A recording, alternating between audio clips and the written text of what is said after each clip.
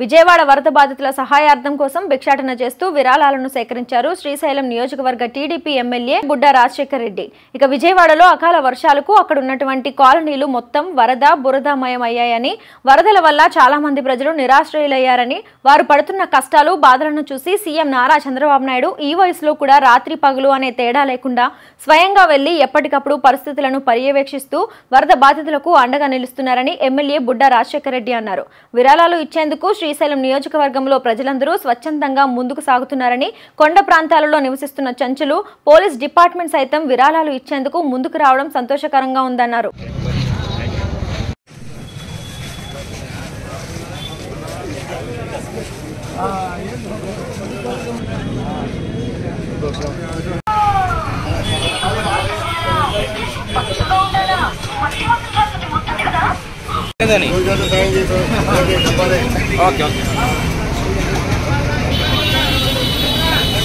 ఆంధ్రప్రదేశ్ రాష్ట్రంలో విజయవాడ నగరంలో అకాల వర్షాలకు అక్కడున్న ఖాళీలు అంతా వచ్చి వాళ్ళ ఇల్లులన్నీ కూడా వరదమయం భూతమయం కావడం, వాళ్ళు పడుతున్న కష్టాలు చూసి బాధలు చూసి మన గౌరవ ముఖ్యమంత్రి గారు శ్రీ నారా చంద్రబాబు నాయుడు గారు ఈ వయసులో కూడా ఉదయం నుంచి సాయంకాలం వరకు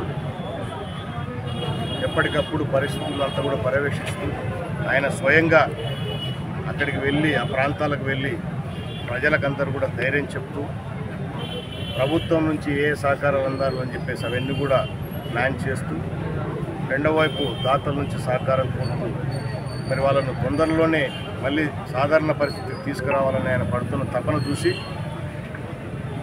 అక్కడ ప్రజలకు మనవంతు సహకారంగా శ్రీశైలం నియోజకవర్గం నుంచి మేము కూడా అంటే తెలుగుదేశం పార్టీ, జనసేన పార్టీ, అలాగే బీజేపీ పార్టీ, తెలుగుదేశం పార్టీ నాయకులు, కార్యకర్తలు, అన్ని పార్టీల కార్యకర్తల నాయకులు అందరం కూడా మనవంతు మన నియోజకవర్గం నుంచి సహాయ సహకారాలు అందించాలి ఆర్థికంగానే ఉద్దేశంతోనే 2 రోజుల కిందట ఒక మీటింగ్ పెట్టుకొని ప్రతి గ్రామంలో, ఎందుకంటే మన పార్టీకి పటిష్టమైన క్యాడర్ ఉంది, ప్రతి గ్రామంలో బూత్ స్థాయి వరకు వెళ్ళి అన్ని గ్రామాలలో ప్రజలను రిక్వెస్ట్ చేయండి, మన శ్రీశైలం నియోజకవర్గం నుంచి కూడా ఒక భారీ విరాళంగా ముఖ్యమంత్రి సహాయ నిధికి ఇద్దామని చెప్పేసి పిలుపు ఇవ్వడంతో మరి అందరూ కూడా ఈ కార్యక్రమంలో పాల్గొనడం జరుగుతుంది. ఈరోజు నేను కూడా స్వయంగా మరి ఆత్మకూరు పట్టణంలో తిరగడం జరుగుతుంది.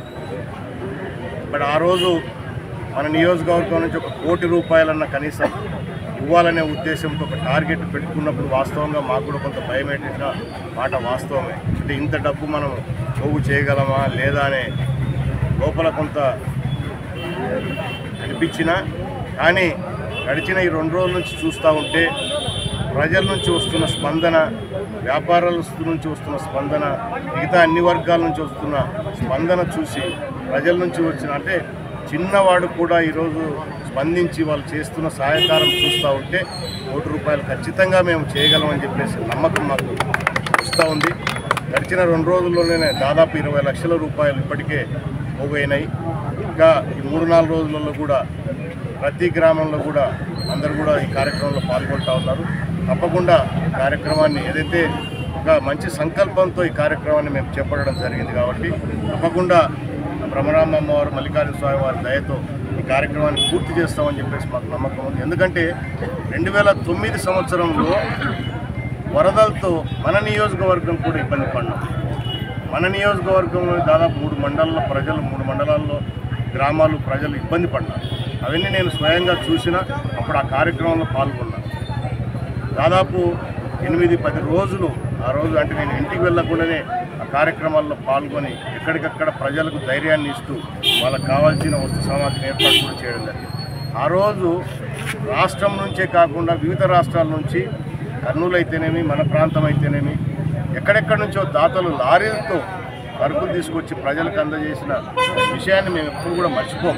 ఎందుకంటే ఇక్కడ ప్రాంతం ఎక్కడో వైజాగ్ వాళ్ళు, చెన్నై వాళ్ళు, హైదరాబాదు, బెంగళూరు ఎక్కడెక్కడి నుంచి వచ్చి సహాయ సహకారాలు అందించారు.